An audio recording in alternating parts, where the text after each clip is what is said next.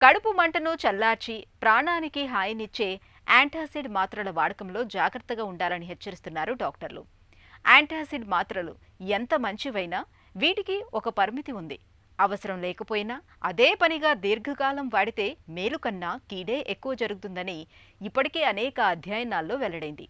ఈ నేపథ్యంలో యాంటాసిడ్ మాత్రల్ని అతిగా వాడటం వల్ల తలెత్తే అనర్థాలు ఎలా ఉంటాయో, వీటి వాడకంలో ఎలాంటి జాగ్రత్తలు తీసుకోవాలో ఇప్పుడు తెలుసుకుందాం.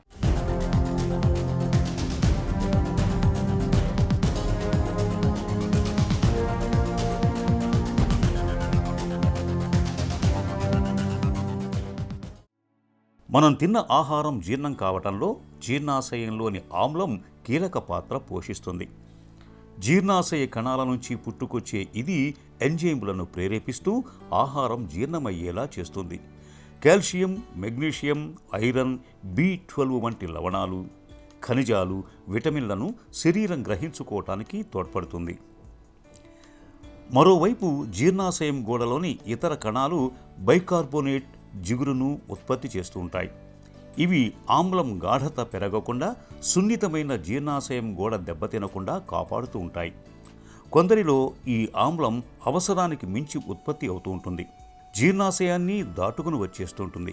ఛాతీలో మంట, జీర్ణాశయ పుండ్లు అంటే అల్సర్ల వంటి సమస్యలకు ఇదే మూలం.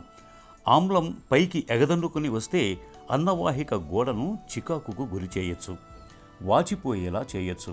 మోతాదులు మరీ పెరిగితే జీర్ణాశయంలో, ఆంత్రమూలంలో పుండ్లు పడవచ్చు. ఇలాంటి సమస్యలు ఉన్నప్పుడు చికిత్స కోసం అందుబాటులోకి వచ్చినవే ప్రోటాన్ పంప్ ఇన్హిబిటర్స్. వీటినే వాడుకలో యాంటాసిడ్ మాత్రలుగా పిలుస్తారు.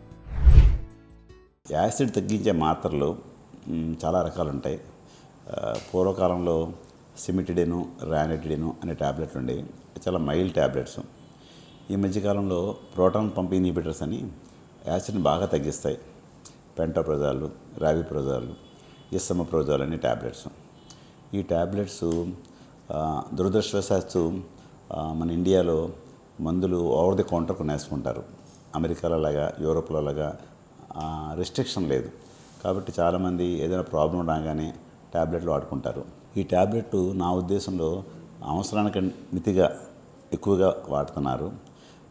ఈ ట్యాబ్లెట్లు అవసరం ఎవరికంటే ఆహార నాళంలో ఉరుపొచ్చిన యాసిడ్ రిఫ్లెక్స్ అంటుందని, గ్యాస్ట్రో యూసోఫేజియల్ రిఫ్లెక్స్, వాళ్ళ మటుకు దీర్ఘకాలం ఈ ట్యాబ్లెట్లు వాడాలి. కానీ మామూలుగా చిన్న చిన్న ఆహారం తిన్నప్పుడు, మంట వచ్చినప్పుడు, చిన్న చిన్న ప్రాబ్లమ్స్కి ఎక్కువ రోజులు వాడడం అంత మంచిది కాదు. చిన్న ప్రాబ్లం అంటే గ్యావిస్కాన్ లాంటి సిరప్, డైజిన్ లాంటి సిరప్ వాడితే సరిపోతుంది. దీనికోసం దీర్ఘకాలంగా ఈ మందులు వాడడం అంత మంచిది కాదు.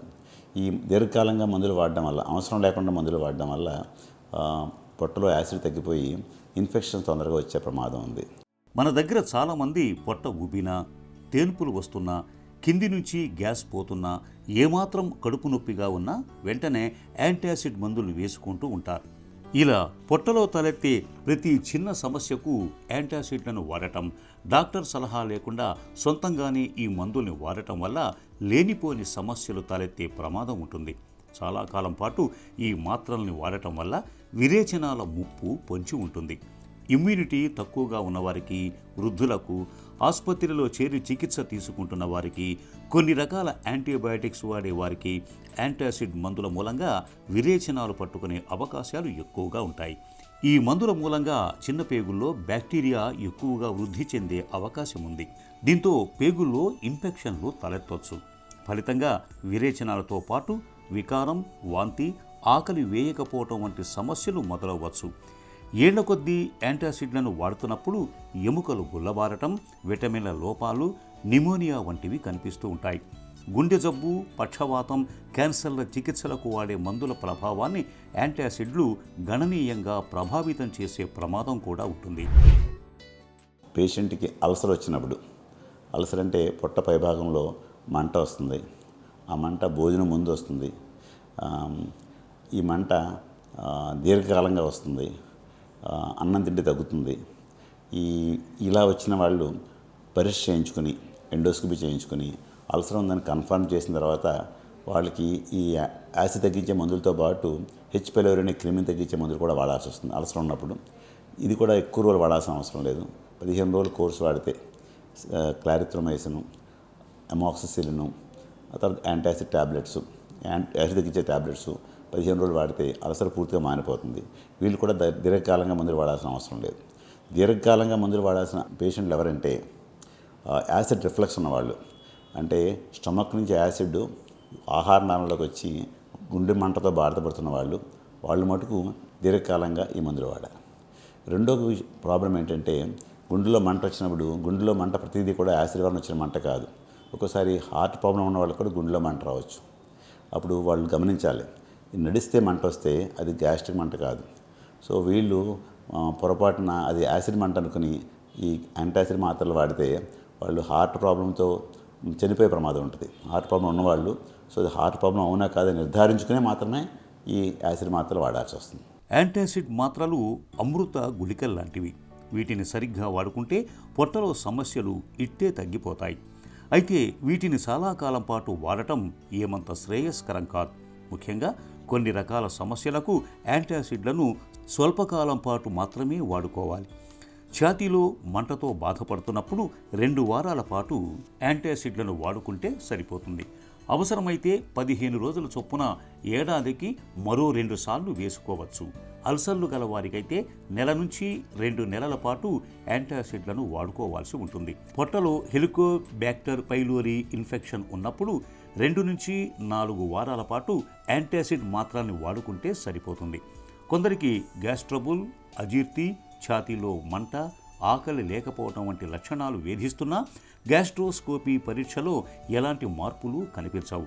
ఇలాంటి వారికి 2 వారాల పాటు యాంటాసిడ్లను ఇవ్వచ్చు. అయితే కొన్ని రకాల సమస్యలకు యాంటాసిడ్ మాత్రల్ని నెలల తరబడి వాడాల్సి ఉంటుంది. ఆహార నాళం కింద భాగంలో స్పింక్టర్ ఉంటుంది. ఆ స్పింక్టర్ లూజ్గా ఉన్నవాళ్ళు, హయాటస్ హెర్నియా ఉన్నవాళ్ళు, హయాటస్ హెర్నియా అంటే అది స్టమక్ కొంత పార్ట్ పైకి వెళ్తుంది, చెస్ట్లో ఉంటుంది. వాళ్ళు మటుకు యాసిడ్ రిఫ్లక్స్ మటుకు కంటిన్యూస్గా ఉంటుంది. వాళ్ళు మందులు మానేస్తే మళ్ళీ ప్రాబ్లం వస్తుంది.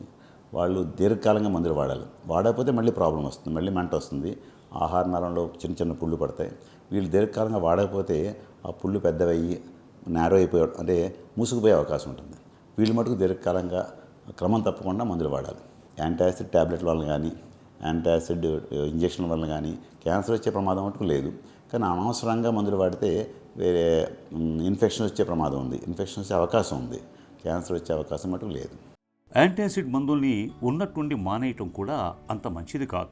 సగం మోతాదు నుంచి మొదలుపెట్టి క్రమంగా తగ్గించుకుంటూ రావాలి. లేకపోతే ఆమ్లం ఉత్పత్తి పెరగచ్చు, ఛాతీ మంట ఉధృతం కావచ్చు. మాత్రల మోతాదును తగ్గించుకుంటూ అవసరం మేరకు ఇతరత్రా మందులు వేసుకోవాలి. ఇక 2 వారాల పాటు మందులు వాడినా ఛాతీలో మంట తగ్గనప్పుడు ముందుగా జీవనశైలిలో మార్పులు చేసుకోవాలి. బరువు తగ్గించుకోవటం, తిన్న వెంటనే నిద్రించకపోవటం, పొగ అలవాటు మానేయటం, పడుకున్నప్పుడు తల ఎత్తుగా ఉండేలా చూసుకోవటం మంచిది. అప్పటికీ ఫలితం కనిపించకపోతే మరో దఫా యాంటాసిడ్లను డాక్టర్ సలహా మేరకు తీసుకోవచ్చు.